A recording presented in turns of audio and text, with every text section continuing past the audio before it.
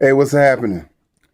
Uh, you ever you ever heard a song that you like and you've been singing it for years, but you don't know the words to it, and you like, man, I like this song, and you be jamming to it, and you like, yeah, I like this song. I'm gonna learn how to play it. Well, and then you find out, pump the brake. What? Then you find out what the lyrics are saying, and you like, damn, I didn't know he was talking about that. That happened to me today, guys. Yes. I'm still gonna play it. But I had no idea what the song was talking about until today. So let's do the song. Let's do the song. And then let's find out why it's been banned and this group hasn't played it since 2019. One of the most controversial songs of all time. And it's got like the best riff of all time. So check it out. Brown Sugar by the Rolling Stones. Now, this is one of those songs, man, especially in the summertime, you can't help but jam into this. I'm playing strictly by ear, all right? So this is what I hear. I could be wrong, but this is what I hear. Bear with me.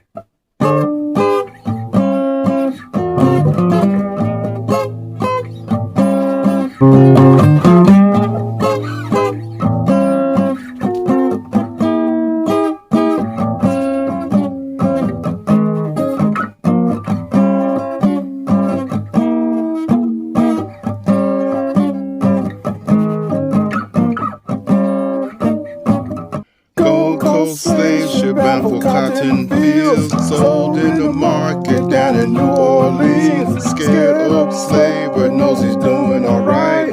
Hear him whip the women just around midnight. Brown sugar, how come you taste so good now? Brown sugar, just like a young girl should.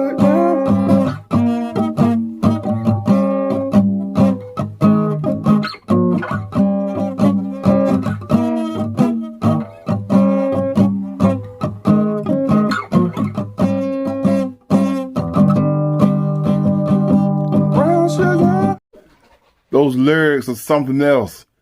Hear him whip the women just around midnight. And I'm like, all these years, I had no idea what this song was saying. But let's get into the next verse. I bet your mama was a 10-show queen, and all the boys was a sweet 16. I'm no schoolboy, but I know what I like. You should have heard me just around midnight. Brown sugar, how come you dance so good now? Brown sugar, just like a black girl should.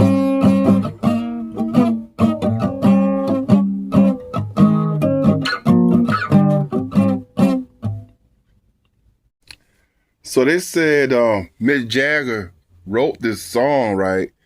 What I want to know is this. Did he had to get this from a history book. I mean, you can't just make these lyrics up because he wasn't born in the 1800s, but he's singing like he was there.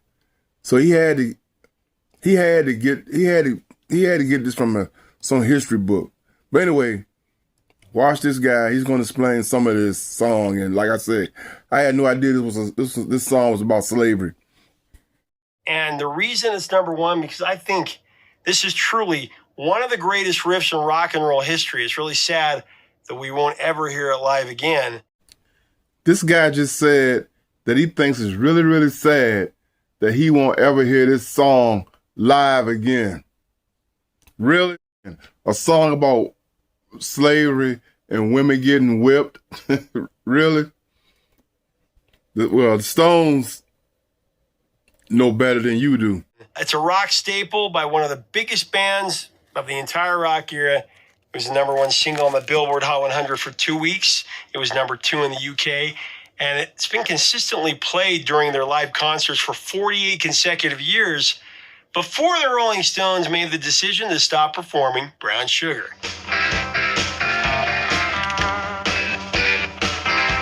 So in early December 1969, the Stones made their way to the legendary Muscle Shoals Sound Studio in Alabama.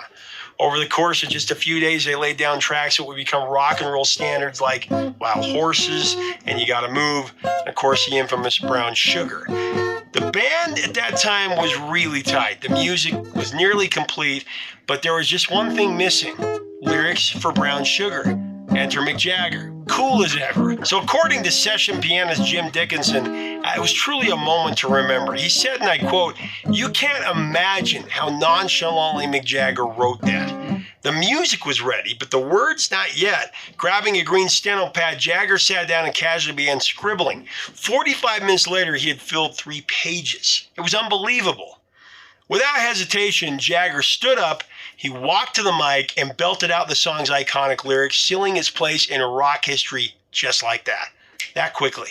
What started as a blank page had turned into one of the Stones' most controversial yet defining tracks, all in under an hour. All happened. Wrote it, sang it, recorded it.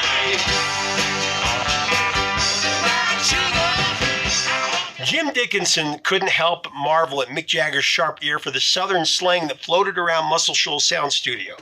In just a short time, Mick soaked up the local lingo like a sponge, weaving it effortlessly into his lyrics. One line in particular caught Dickinson's attention, Mick's reference to a Skydog slaver. The first verse of Brown Sugar, according to Dickinson, Skydog was the nickname everyone in the studio had given to a young Duane Allman. Of course, the 22-year-old guitar prodigy who'd been working there that summer with the likes of Boz Scaggs and Lulu.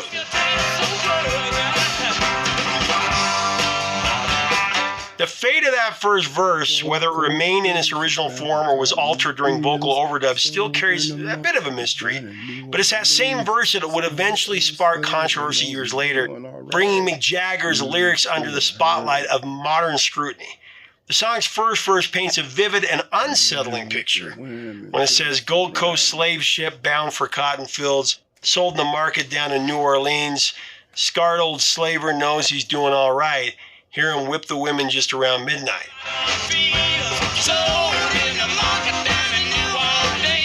Now those lyrics set a stark tone, drawing from dark and painful chapters of history.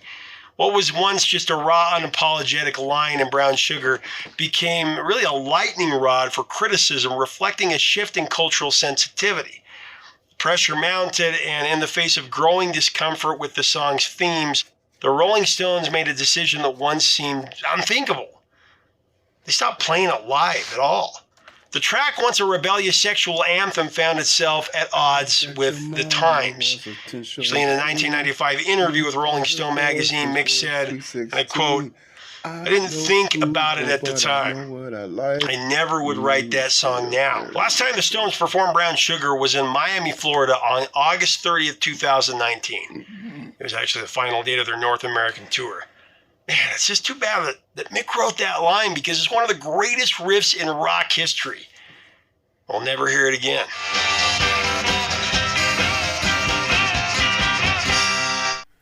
They still play that song on the radio, so you can still hear it. Just that the Rolling Stones ain't gonna play it live again. But, cause I know he was dating a black girl one time. I forgot her name, but, cause she sung on a couple of songs for them. But anyway, guys, like I say, I had no idea that song was about slavery till today. Peace out.